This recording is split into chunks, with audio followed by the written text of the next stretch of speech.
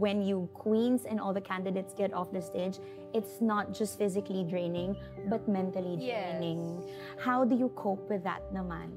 Debriefing. Get therapy. Wait, therapy na pala yung kailangan. No, kasi ako, pag nahihirapan ako sa isang bagay, natutunan ko yun na parang, it's okay to ask for help. It's not weakness. It's a sign of strength. Minsan kasi, baka iniisip nila, pag humingi ka ng tulong, shucks, wala na akong kwentang tao. That's so true. But no, a lot of people would want to help you if you ask.